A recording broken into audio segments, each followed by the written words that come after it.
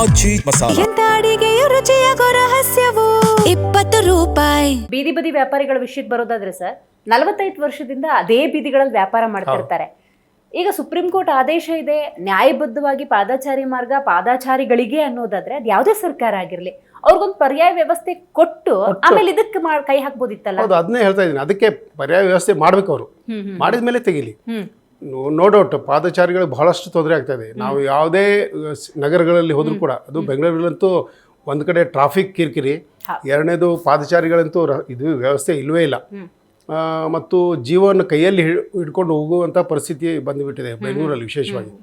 ಅದನ್ನು ಮಾಡಬೇಕಾದ್ರೆ ಇವರು ವಿಚಾರ ಮಾಡಿ ಅಲ್ಟಿಮೇಟ್ ಒಂದು ಅಲ್ಟರ್ನೇಟ್ ವ್ಯವಸ್ಥೆ ಮಾಡ್ಕೊಂಡು ಮಾಡೋದು ಒಳ್ಳೆಯದು.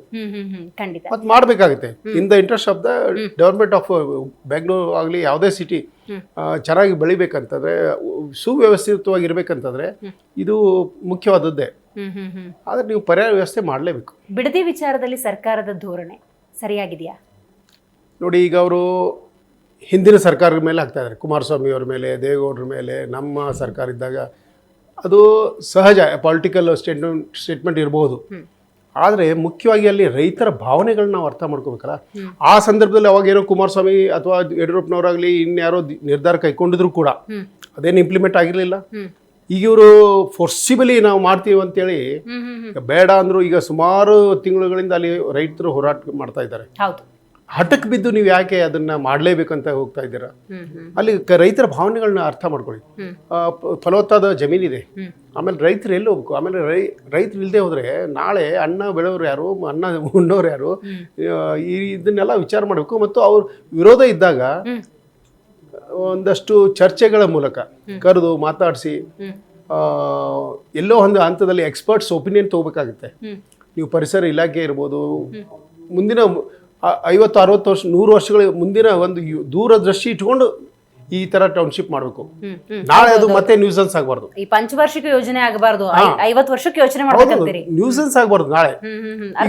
ಈ ಬೆಂಗಳೂರು ಬೇಕಾಬಿಟ್ಟಿ ಬೆಳೆದ್ಬಿಟ್ಟಿದೆ. ಅಫ್ಕೋರ್ಸ್ ಅದಕ್ಕೋಸ್ಕರ ಅವರು ಅಲ್ಟರ್ನೇಟ್ ಏನೋ ಮಾಡ್ಲಿಕ್ಕೆ ಹೊಟ್ಟಿದ್ದಾರೆ ಅಂದ್ರೂ ಕೂಡ ಅಲ್ಲಿ ಅದು ಬಂದ್ಮೇಲೆ ಒಂದು ರೈತರ ಸಮಸ್ಯೆಗಳು, ಅವ್ರ ಭಾವನೆಗಳಿಗೆ ಗಮನ ಕೊಡಬೇಕು. ಜೊತೆಗೆ ಮುಂದೆ ಅದು ವಯಬಲ್ ಆಗುತ್ತೋ ಇಲ್ಲೋ, ಆ ಪ್ರಾಜೆಕ್ಟ್ ವಯಬಲ್ ಆಗುತ್ತೋ ಇಲ್ಲೋ, ಇಲ್ಲ ರಿಯಲ್ ಎಸ್ಟೇಟ್ ಮಾಫಿಯಾ ದುಡ್ಡು ಮಾಡ್ಕೊಳ್ಳೋರಿಗೆ ಒಂದು ಬಿಸ್ನೆಸ್ ಮಾಡಿ ಕೊಟ್ಟಂಗೆ ಆಗುತ್ತೆ. ಸರ್ಕಾರವೇ ಬಿಸ್ನೆಸ್ ಮಾಡ್ಲಿಕ್ಕೆ ಹೊರಟಿದೆ, ಆ ತರ ಕಾಣಿಸ್ತಾ ಇದೆ. ಈ ರೆಡ್ ಕಾರ್ಪೆಟ್ ಹಾಕೊಟ್ಟಂಗೆ. ಹೌದು, ಅದೇ ಆಗ್ತಾ ಇದೆ. ಅದಕ್ಕೋಸ್ಕರ ನಾವೆಲ್ಲ ವಿರೋಧ ಮಾಡ್ತಾ ಇದೀವಿ. ನಾವಲ್ಲ, ಇಡೀ ವ್ಯವಸ್ಥೆ ಅಂದ್ರೆ ರೈತರೆಲ್ಲ ವಿರೋಧ ಮಾಡ್ತಾ ಇದ್ದಾರೆ. ಆದ್ರೂ ಕೂಡ ಸರ್, ಕಾಂಗ್ರೆಸ್ನ ಕೆಲವೊಂದು ಸ್ಟೇಟ್ಮೆಂಟ್ ಗಮನಿಸಿದ್ರೆ, ಈಗ ಯಾವುದೋ ರೈಲ್ವೆ ನಿಲ್ದಾಣ ಸರ್ಕಾರದಿಂದ ಬರುತ್ತೆ ಅಂದಾಗ ಜಮೀನನ್ನ ಬಿಟ್ಕೊಡಿ ಅಂತ ರೈತರಿಗೆ ಕೇಳೋದ್ರಲ್ಲಿ ಒಂದು ಮೀನಿಂಗ್ ಇದೆ. ಇಲ್ಲ ಯಾವುದೋ ಬಸ್ ನಿಲ್ದಾಣ, ಯಾವುದೋ ಸರ್ಕಾರದ ಯೋಜನೆಗಳಿಗೆ ಬಿಡದಿ ಟೌನ್ಶಿಪ್ ಅನ್ನೋದು ಸರ್ಕಾರದ ಯೋಜನೆ ಅನ್ನೋ ಮಟ್ಟಕ್ಕೆ ಮಾತಾಡ್ತಿದ್ದಾಗ ಏನು ಅನ್ಸುತ್ತೆ? ಅದೇ ಹೇಳಿದ್ನಲ್ರಿ, ಅವರು ರಿಯಲ್ ಎಸ್ಟೇಟ್ ಬಿಸ್ನೆಸ್ ಮಾಡ್ಲಿಕ್ಕೆ ಹೊರಟಿದ್ದಾರೆ. ಸರ್ಕಾರದ ಯೋಜನೆ ಅಂತಂದ್ರೆ ನೀವು ಸಾರ್ವಜನಿಕರಿಗೆ ಉಪಯೋಗ ಆಗುವಂಥದ್ದು ಕೆಲಸ ಮಾಡಿ. ಈಗ ಇನ್ಫ್ರಾಸ್ಟ್ರಕ್ಚರ್ ಡೆವಲಪ್ ಮಾಡಿ.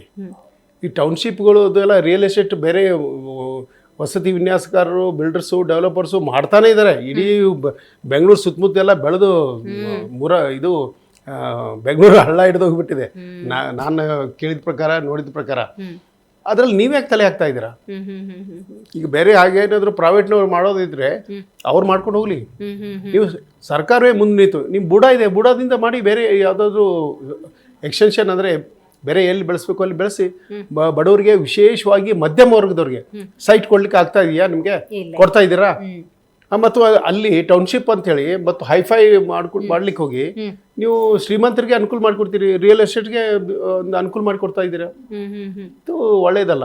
ಯಾದಗಿರಿ, ಬೆಳಗಾವಿ, ಈ ಉತ್ತರ ಕರ್ನಾಟಕ ಬಹುತೇಕ ಜಿಲ್ಲೆಯ ಜನ ನಮಗೂ ಒಂದು ಟೌನ್ಶಿಪ್ ಕೊಡಿ, ನಾವು ಉದ್ಧಾರ ಆಗ್ತೀವಿ, ಇಲ್ಲಿ ಇಂಡಸ್ಟ್ರಿ ಬೆಳೆಸಿ, ಇಲ್ಲೂ ಬದುಕು ಕಟ್ಕೊಳ್ತೀವಿ, ಬೆಂಗಳೂರು ಓವರ್ಲೋಡ್ ಆಗೋದು ಬೇಡ, ಉದ್ಯೋಗ ಹುಡ್ಕೊಂಡು ಉತ್ತರ ಕರ್ನಾಟಕಕ್ಕೆ ಬರೋ ಹಂಗೆ ಮಾಡಿ ಅಂತ ಬೇಡಿಕೆ ಇಟ್ಟಿದ್ದಾರೆ. ಇದನ್ನ ನಾನು ಒಪ್ಕೋತೀನಿ. ಯಾಕಂದ್ರೆ ಅವ್ರು ಮಾಡೋದೇ ಆದ್ರೆ ಬೆಂಗಳೂರು ಬಿಟ್ಟು ಹೊರಗಡೆ ಬರ್ಲಿ, ಬೇರೆ ಬೇಕಾದಷ್ಟು ಜಿಲ್ಲೆಗಳಿದಾವೆ, ಹಿಂದುಳಿದ ಜಿಲ್ಲೆಗಳಿದಾವೆ, ಅಲ್ಲಿ ಮಾಡಿ. ನಾಟ್ ಓನ್ಲಿ ಇದು ವಸತಿ ವಿನ್ಯಾಸ ಅಷ್ಟೇ ಅಲ್ಲ, ಬೆಂಗಳೂರು ಸುತ್ತಮುತ್ತ ಅಲ್ಲ, ಬೇಡ, ಸಾಕಷ್ಟು ಬೆಳೆದಿದೆ. ನನ್ಗೆ ಗೊತ್ತಿರೋ ಪ್ರಕಾರ ಸಾಕಷ್ಟು ಬೆಳೆದಿದೆ. ಇದ್ರ ಬಗ್ಗೆ ಸಾಕಷ್ಟು ವಿರೋಧ ಇದೆ ಮತ್ತು ಸಾಕಷ್ಟು ಸಮಸ್ಯೆಗಳನ್ನ ಜನರು ಮತ್ತು ಸರ್ಕಾರ, ಯಾವುದೇ ಸರ್ಕಾರ ಇರಲಿ, ಅನುಭವಿಸ್ತಾ ಇದ್ದಾರೆ. ಹೀಗಿದ್ದಾಗ ನೀವು ಬೇರೆ ಜಿಲ್ಲೆ, ಹಿಂದುಳಿದ ಜಿಲ್ಲೆ, ಉತ್ತರ ಕರ್ನಾಟಕ ಭಾಗದಲ್ಲಿ ಅಲ್ಲಿ ಬಂದು ವಿಶೇಷವಾಗಿ ಇಂಡಸ್ಟ್ರಿಯಲ್ ಪ್ಯಾಕೇಜಸ್ ಬರುತ್ತೆ, ಇಂಡಸ್ಟ್ರಿ ಟೌನ್ಶಿಪ್ ಬರಲಿ, ಅಲ್ಲಿ ಹ್ಮ್ ಹ್ಮ್ ಹ್ಮ್ ಜನರಿಗೆ ಉದ್ಯೋಗ ಬೇಕಾಗಿದೆ. ಹ್ಮ್. ಎಲ್ಲರೂ ಉದ್ಯೋಗ ಹರಿಸ್ಕೊಂಡು ಬೆಂಗಳೂರು ಬರ್ತಾ ಇದ್ದಾರೆ. ನಮ್ಮ ಕಡೆ ನಾವು ಹುಬ್ಳಿಯಲ್ಲಿ ಇರ್ತೀವಲ್ಲ, ಸುಮಾರು ಜನ ನೌಕರಿಗೆ ಬೆಂಗಳೂರೇ ಬರ್ತಾರೆ ಅಂತಾರೆ, ಅಥವಾ ಇಲ್ಲಿ ಸರ್ ಇಲ್ಲೋ ಜಾಬ್ ಇದೆ ಕೊಡಿಸಿ ಸರ್ ಅಂತ ಕೇಳ್ತಾರೆ. ಅಲ್ಲಿ ಮಾಡೋಕೆ ಅಲ್ಲಿ ಕೆಲಸ ಇಲ್ಲ ಪಾಪ, ಒಳ್ಳೆ ಸ್ಯಾಲ್ರಿ ಸಿಗಲ್ಲ. ಅದಕ್ಕೋಸ್ಕರ ನೀವು ಇಂಡಸ್ಟ್ರಿ ಬೆಳೆಸ್ರಿ, ಬೇರೆ ಏನಾದರೂ ಇನ್ಫ್ರಾಸ್ಟ್ರಕ್ಚರ್ ಮಾಡಿದ್ರೆ ಆ ಭಾಗದಲ್ಲಿ ಮಾಡಿಸ್ರಿ. ವಸತಿ ವಿನ್ಯಾಸ ಮಾಡೋದೇ ಆದ್ರೆ, ಟೌನ್ಶಿಪ್ ಮಾಡೋದಾದ್ರೆ ಸಾಕಷ್ಟು ಅವಕಾಶಗಳು ಆ ಭಾಗದಲ್ಲಿ ಇದಾವೆ. ಆ ಭಾಗದ ಜನರು ನೆನೆಸ್ತಾರೆ ನಿಮ್ಮನ್ನ. ದಯವಿಟ್ಟು ಇಲ್ಲಿ ಹಠಕ್ಕೆ ಬಿದ್ದು ಮಾಡೋದು ಬೇಡ ಅಂತ